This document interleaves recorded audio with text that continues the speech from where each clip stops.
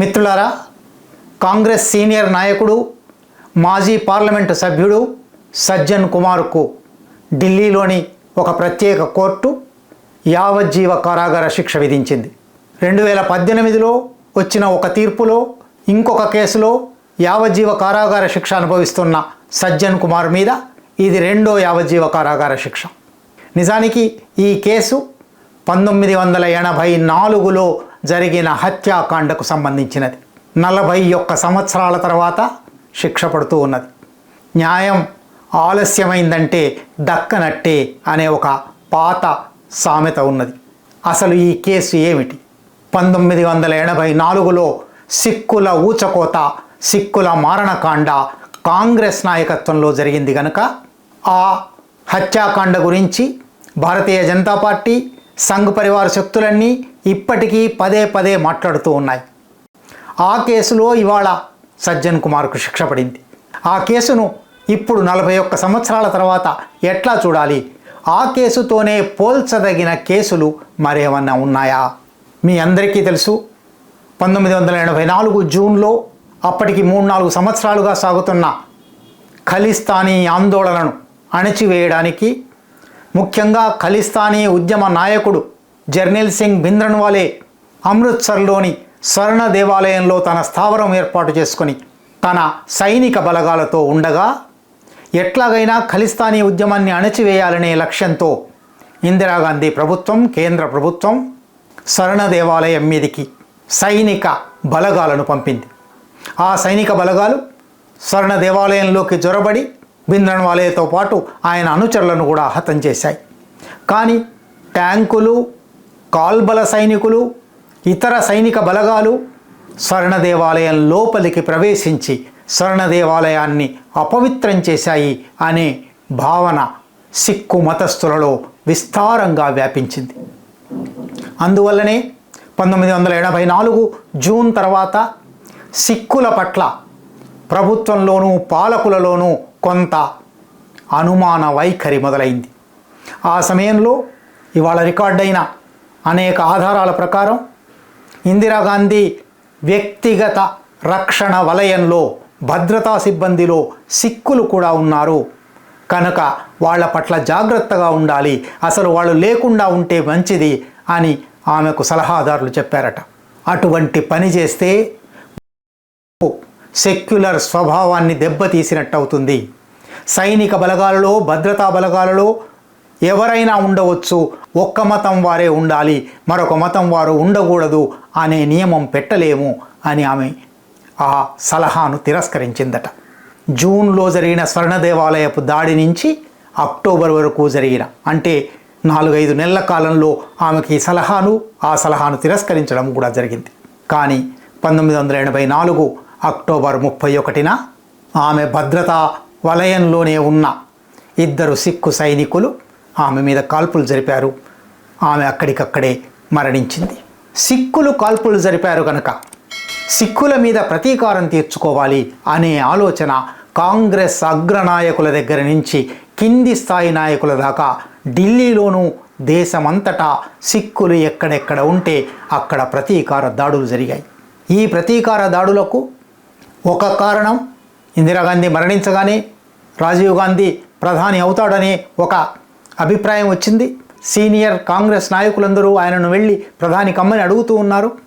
ఆ సమయంలో ఇట్లా ఘర్షణలు మొదలయ్యాయి, దాడులు చేస్తున్నారు అనే విషయం ఆయన దృష్టికి వచ్చినప్పుడు, మహావృక్షం కూలిపోయినప్పుడు భూమి కంపిస్తుంది కదా అన్నారు ఆయన. అంటే ప్రతీకారం సహజమైనదే, ప్రతిస్పందన హింసా రూపంలో, హత్యల రూపంలో, దాడుల రూపంలో ఉండవచ్చు అని దాదాపుగా ఆయన ఆమోదించారు. కాంగ్రెస్ 2వ శ్రేణి నాయకుల నుంచి స్థానిక నాయకుల దాకా ప్రతి ఒక్కరూ, అప్పటి సమాచార ప్రసార శాఖ మంత్రి HKL భగత్, అప్పటి ఢిల్లీ పార్లమెంట్ సభ్యుడు సజ్జన్ కుమార్, ఢిల్లీ INTUC నాయకుడు లలిత్ మాకెన్, ఇటువంటి అనేక మంది, నిజానికి ఆ జాబితా చదువుతూ ఉంటే who is who of Congress అందరూ కనబడతారు. వీరి నాయకత్వంలో ఢిల్లీలో అనేక బస్తీలలో, వాడలలో ఎక్కడెక్కడ సిక్కులు ఉంటే అక్కడ వాళ్ళ మీద దాడులు జరిగాయి. కాంగ్రెస్ స్వయంగా ఈ అల్లరి మూకలకు ఓటర్ జాబితాలు ఇచ్చింది, స్కూల్ రిజిస్ట్రేషన్ కాగితాలు ఇచ్చింది, రేషన్ కార్డులు ఇచ్చింది. ఎక్కడెక్కడ సిక్కుల ఇళ్ళున్నాయి, ఎక్కడెక్కడ సిక్కుల వ్యాపారాలున్నాయి, వాటి మీద భయంకరమైన దాడులు, హత్యాకాండ, దహనకాండ జరిగాయి. ప్రభుత్వమే చెప్పిన లెక్క ప్రకారం ఢిల్లీలో 2800 మంది ఊచకోత జరిగింది. దేశవ్యాప్తంగా 3350 మందిని హత్య చేయడం జరిగింది. ఇది ప్రభుత్వ లెక్క. ఇతర ప్రచార సాధనాలు కానీ, పౌర హక్కుల సంఘాలు కానీ వాళ్ళు ఇచ్చిన లెక్క ఢిల్లీలోనూ దేశవ్యాప్తంగానూ కలిసి 8000 నుంచి 17,000 మంది దాకా హత్య జరిగింది. ఈ హత్యాకాండ ఎట్లా జరిగిందని చాలా విచారణలు జరిగాయి. కనీసం 10 విచారణ సంఘాలు నియమించబడ్డాయి.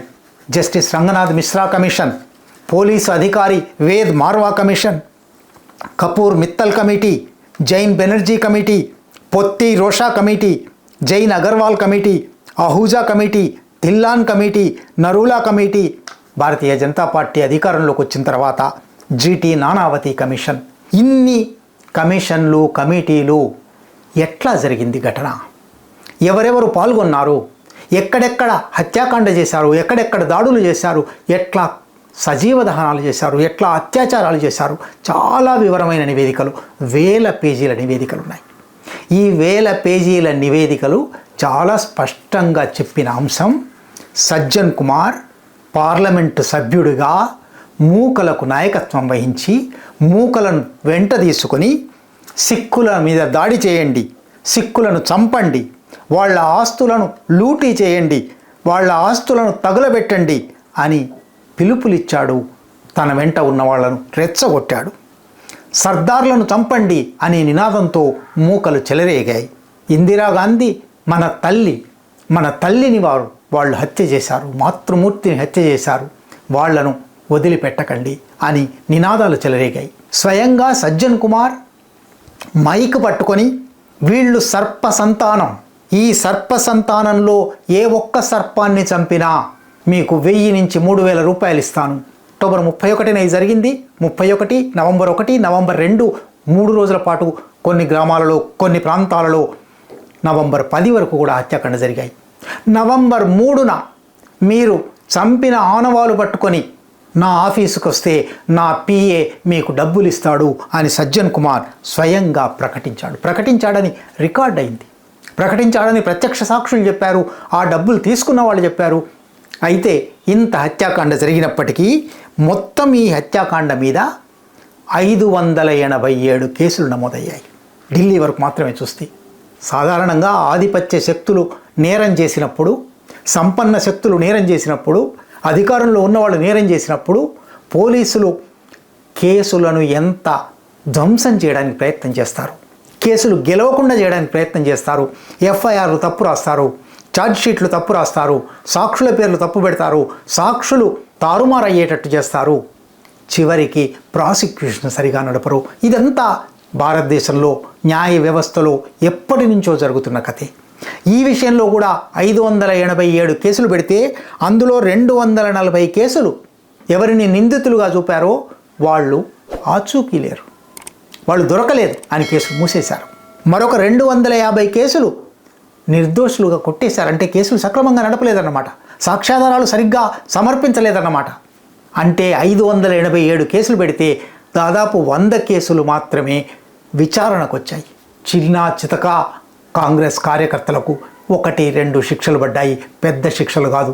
మొత్తం 8000 నుంచి 17,000 మంది ఊచకోత జరిగిన కేసులలో ఒకే ఒక్కరికి మరణశిక్ష పడింది. కొద్ది మందికి యావజ్జీవ శిక్షలు పడ్డాయి. సజ్జన్ కుమార్కు కూడా 2018లో ఢిల్లీ హైకోర్టులో ఒక కేసులో యావజ్జీవ శిక్ష పడింది. ఆ శిక్ష కింద ఇప్పుడు జైల్లోనే ఉన్నారు. ఇప్పుడు 2వ కేసులో మరొక శిక్ష వేశారు. దీంతో సజ్జన్ కుమార్కు శిక్ష పడింది, కాంగ్రెస్ చేసిన ఘోరాలు చూడండి అని చెప్పుకోవచ్చు అని చాలామంది అనుకోవచ్చు. కానీ పోల్చి చూస్తే 2002లో గుజరాత్లో జరిగిన మారణకాండకు, 1984లో ఢిల్లీలో జరిగిన మారణకాండకు సంపూర్ణమైన పోలికలున్నాయి. ఈ 2 సందర్భాలలోనూ సరిగ్గా ఒకేలాగా ఓటర్ జాబితాలు పట్టుకొని, రిజిస్ట్రేషన్ కార్డులు పట్టుకొని, రేషన్ కార్డులు పట్టుకొని ఎక్కడెక్కడ ఇతర మతస్థులు ఉన్నారు అని వెతికి వాళ్ళ మీద దాడులు చేయడం, వాళ్ళ మీద హత్యాకాండ జరపడం సమానంగా జరిగాయి. 1984లో కేసులు ఎట్లా వీగిపోయాయో 2002 విషయంలోనూ కేసులు అట్లాగే వీగిపోయాయి. చాలా సందర్భాలలో కేసులు పెట్టలేదు, పెట్టిన కేసులను బలహీనం చేశారు. ఎట్లాగైతే ఒక అగ్రనాయకుడు మహావృక్షం కూలినప్పుడు ప్రతిస్పందన ఉంటుంది కదా అని అన్నారో, సరిగ్గా అట్లాగే 2002లో కూడా గోద్రా మారణకాండ జరిగింది కాబట్టి ప్రతిస్పందన జరుగుతుంది, ప్రతీకారం జరుగుతుంది. అందువల్ల 2-3 రోజులు ఈ ప్రతీకారం కొనసాగనివ్వండి, మౌనంగా ఉండండి అని పోలీసులకు ఆదేశాలు ఇచ్చిన ఉదాహరణ కూడా ఉంది.